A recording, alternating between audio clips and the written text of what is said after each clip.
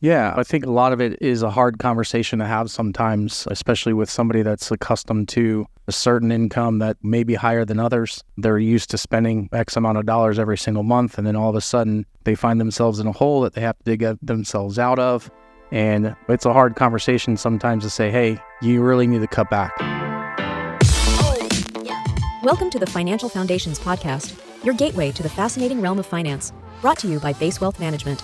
In this show, we delve deep into the world of money, guided by seasoned experts who will unravel the complexities of finance and provide you with invaluable insights and practical advice.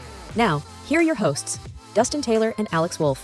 Welcome back to the Financial Foundations Podcast, brought to you by Base Wealth Management, where we are the foundation to your financial plan. I'm your host, Dustin Taylor. I'm your co-host, Alex Wolfe, certified financial planner. Today we have on Base Wealth Management advisor Howell to kick off season 2, and he's going to be telling you a little bit about why he became a financial advisor and also talk to you about budgeting. So let's go ahead and get started. Kyle, how did you become a financial advisor? What inspired you? Well, first off, thanks for having me. Happy to be here.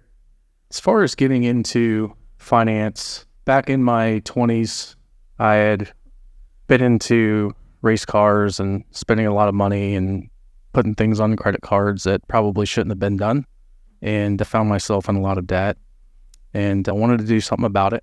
And I went to work for a company called T. Rowe Price and got 4 different licenses in 50 different states, and decided I wanted to do a little bit more for the people I was talking to on the phone, and wanted to leave and go out on my own and become a financial advisor and help people not make the mistakes that I made. Kyle, thanks for joining us. I think that's a great way to get involved in the industry is, wanting to help others. And a lot of that is through situations that we go through on a day-to-day basis in our lives, or a family or friend that you've seen go through some struggles in their finances, and helping out and giving them some, good suggestions and recommendations and guidance, and then expanding that into working with people that you don't know, but providing a meaningful impact in their lives and being able to share the experiences that you've had personally goes a long way with making those connections with people. Yeah, absolutely. One of Kyle's favorite things is to focus on budgeting with his clients, and I think that desire to help people can go a long way. So can you talk a bit about your process whenever sitting down with someone to do a budgeting plan? Like, what's the first meeting look like? Yeah, sure. So whenever we get into our first meeting, I introduce them to our financial planning software, which also takes them through a budgeting platform. So what we do is we link their whole financial picture into one login. So we link your bank accounts, we link your credit cards, we link your IRAs, your 401ks. The main focus is on the bank accounts and the credit cards to track all the spending. So where's that spending going?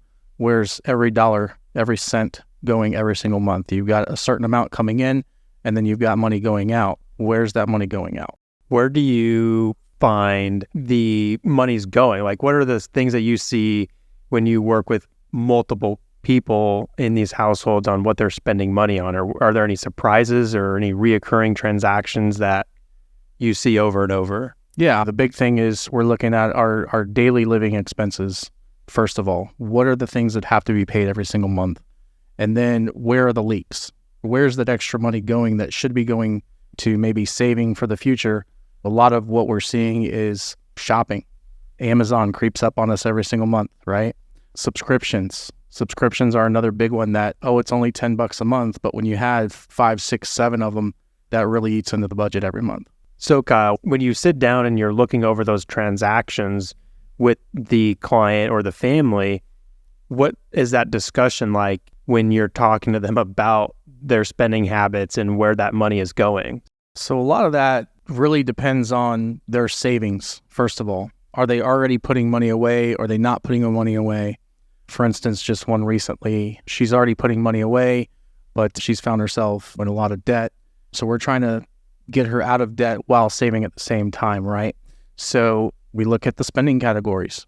This data feed from the bank and the credit cards, it automatically categorizes every single transaction and puts it into the category within the budget. So we can see, is she spending money in fast food and convenience? Is she spending money on clothing Is she spending money on going out to eat, things like that? And now we can really narrow down, where can we cut the fat? Where can we save money that we're spending too much on this one category, that now we can redirect that to savings for the future, whether it's a short-term goal as far as you need to buy a car in a couple of years, are we looking to put a down payment on a house, or are we just strictly looking for retirement? Do you find that conversation difficult? Or are you trying to help them understand their spending habits or change some processes that they've over time developed in reducing spending in some of those more what you'd call fun spending categories? Yeah, I think a lot of it is a hard conversation to have sometimes, especially with somebody that's accustomed to a certain income that may be higher than others. They're used to spending X amount of dollars every single month, and then all of a sudden they find themselves in a hole that they have to dig themselves out of. And it's a hard conversation sometimes to say, hey, you really need to cut back. You're falling behind. You're 35, 40 years old. You should be at this net worth. You're not there. We need to figure out how to get you there. The only way to do that is to cut back on the spending and start saving more. In my experience, when I've had these conversations with the clients as well, I think it's important, and they trust you and your advice. They're paying for your services, and they trust you for the guidance you're providing. But I also see this across multiple income levels. It's not just like your high income earners or your low income earners. It's across the spectrum. And as you mentioned, it's become so easy to use a credit card, and we have online shopping, we have retail all over the place, and eating out has become expensive, especially with inflation creeping up this year. Everything is more expensive across the board, and we're starting to see these budgeting conversations more frequently. Is that in your experience as well? Yeah, absolutely. In the past, I'd say really 3 years, my business has been more geared towards budget planning. So I've had a lot of these conversations, especially in the last year with inflation hitting so hard. In your experience, how important is budgeting in your overall financial plan to create, I guess, that holistic plan? Well, it's extremely important. We have to focus on saving first and spending what's left over versus trying to just spend whatever we want to spend every month and try to save what's left over. So having these conversations around budgeting, it's extremely important to make sure that clients understand the only way to get from point A to point B is to follow a plan. Yeah, I tend to agree. I think it's one of the central parts of the overall financial picture, because you can't save more if you're not focusing on what you're spending money on. And one way to be able to save more, whether it be in a retirement account or just in a savings or even a brokerage account, is understanding how much you can save additionally into those accounts. Yeah, I agree. I mean, there's been plenty of instances where we found a couple $100, and then there's been a handful that we found $2,000 every single month that is just being wasted, and we can now start to put that towards savings for the future. What about now that we're in a new year, taking this month of January and looking over your credit card transactions, your bank statements, to find some of those things that you're paying for that maybe you're not using? Like, people bought gym memberships but maybe didn't go to the gym all last year, or other subscription services. You think that now is kind of a good time of the year to start? It's always a good time of year. It doesn't matter if it's January or November, right? We got to fix the leaks. Definitely agree.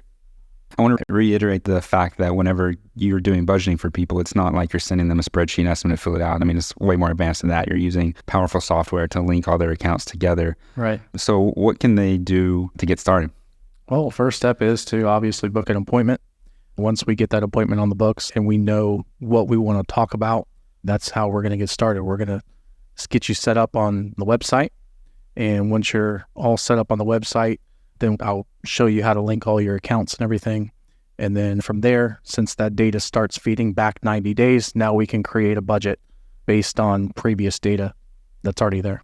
All right. Thanks, Kyle. You can book an appointment with Kyle at basewealthmanagement.com. He will definitely be back on the podcast later this year. Kyle, thanks for joining. Had a great time today and hope to see you on more podcasts with us. Absolutely. Thank you both, Alex and Dustin. Appreciate it. If you would like more financial insights and information, you can visit our website at basewealthmanagement.com. You can also send us your questions. You can email those to our inbox at question@basewealthmanagement.com. Also, don't forget to subscribe to our podcast on your favorite listening app. I'm Dustin Taylor. I'm Alex Wolfe. And happy listening.